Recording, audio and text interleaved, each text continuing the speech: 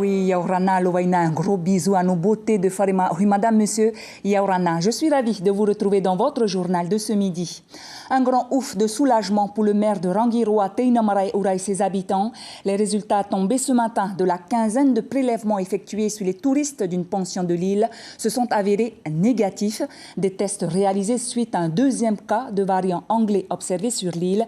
Il s'agit d'un propriétaire de pension de famille arrivé de métropole le lundi 8 février. C'est par le test réalisé 4 jours après l'arrivée sur le territoire qu'il a été détecté ce samedi 13 février. Il a été confiné avec des touristes séjournant dans sa pension. On écoute Teinamarai Oura, le maire de Rangiroa. Les tests ont été envoyés hier à Papeete à bord de l'avion de 16 heures. J'ai reçu la réponse hier à 1 heure du matin.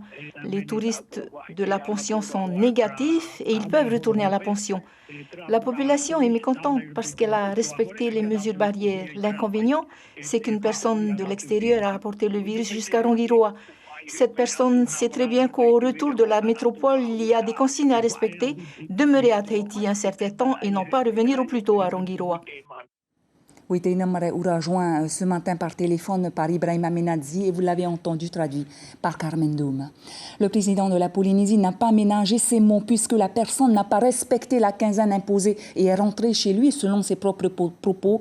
Il devra, selon toujours Edouard Fritsch, supporter tous les frais qui lui seront imputés. Nous vous l'annoncions aussi hier soir. Air Tahiti Nui a effectué son dernier vol vers Los Angeles. Écoutez cet extrait. Il était l'invité café d'Ibrahim Amenadzi. Nous allons constituer un dossier spécialement pour Air Tahiti Nui afin que des mesures spécifiques soient prises à la compagnie. Un petit peu à l'image de ce qui s'est fait pour Corsair, pour d'autres compagnies autres que Air France en métropole, car effectivement nous nous trouvons dans une situation assez déséquilibrée puisque nous avons Air France et Air Tahiti Nui qui desservent la Polynésie française, qui sont donc pratiquement en concurrence, l'un aidé et l'autre pas du tout. Donc effectivement là, je pense que l'État aujourd'hui a bien pris en compte ces appels d'alerte de la part de Michel, mon voisin, et de la société. Et j'espère rapidement avoir des nouvelles sur les modalités, les moyens qui seront mis en place pour soutenir un peu plus la compagnie. Les chiffres de ce jour sont plutôt encourageants. 30 cas de Covid-19, 15 hospitalisations dont 6 en réanimation, 135 décès, 18 293 cas depuis le mois de mars dernier, 4 628 Matariapo ont reçu le premier vaccin, 1077 les 2 vaccins. Continuez à vous protéger en respectant bien sûr les gestes barrières que l'on connaît bien. Démantèlement d'un réseau de trafic d'ice effectué par la DSP la semaine dernière. 6 individus ont été écroués à Utania. La tête du réseau, bien connu des services de la police, a déjà été condamnée en 2015. 36 grammes d'ice écoulés à Papeete et dans les alentours. Les autres individus servaient quant à eux d'intermédiaires entre le revendeur principal et les fournisseurs. La DSP a également saisi de l'argent, un peu plus de 200 000 francs, un véhicule, un scooter et 2 motos. Un trafic d'ice réalisé en juillet 2020 au 9 février 2021. Les étudiants infirmiers ont obtenu un engagement du ministre de la Santé de ne pas supprimer leur bourse. La réunion entre ces élèves et le ministre de la Santé, Jacques Rénal, vient juste de se terminer. Une bourse de 100 000 francs qui permet à ces 75 étudiants un coup de pouce non négligeable en ces temps de crise et donc de poursuivre leurs études en toute sérénité. On écoutera les réactions ce soir dans notre journal, des images filmées par Jérôme Lee. Et peut-être qu'ils seront eux aussi des infirmiers, pourquoi pas des médecins demain. Les jeunes de l'école primaire de Maharepa, à Moorea. En attendant, l'école garde son label École Santé. Et ce matin, l'établissement a reçu la visite d'un jury composé des partenaires de la santé, de l'éducation et un représentant de l'environnement. On écoute Laïa Metoua, monitrice d'un des ateliers au micro de Gilles Taoutou. On est la première école du bassin du Pacifique à avoir eu le label. D'accord, c'est le label... École en santé. On a mis ça en place avec les parents qui apportent les fruits découpés, qu'on met au congélateur. Ensuite, on sort les fruits et ils utilisent la machine. Donc, il a fallu apprendre à utiliser la machine parce qu'il y a des lames à l'intérieur, donc il ne faut pas mettre les doigts. Il y a tout ce qui concerne la sécurité de l'enfant. Et ensuite, comment doser les portions et utiliser le matériel. C'est une idée qui passe plutôt bien au niveau des élèves de Fataou Oval. Un vélo d'appartement a carrément été installé dans une classe. Et oui, objectif, calmer les élèves agités en leur faisant pédaler pendant plusieurs heures ou minutes le vélo. Une période test de 2 semaines qui servira à 3 classes du collège. On écoute ces réactions au micro de Herevai Huata et Hiro Terurutua. Les journées sont longues pour les enfants, donc ils sont là avec nous de 7h30 à 15h30 et c'est vrai qu'on leur demande beaucoup de concentration, d'énergie. On a le droit de faire que 3 heures de PS par semaine et c'est pas assez en fait. Pour nos enfants, ils ont vraiment besoin de canaliser leur énergie et cet outil il est super parce que ils arrivent à travailler tout en se dépensant. Effectivement, ce n'est pas mal et tous les moyens sont bons pour occuper nos enfants. Le vélo sur terre, la natation en mer.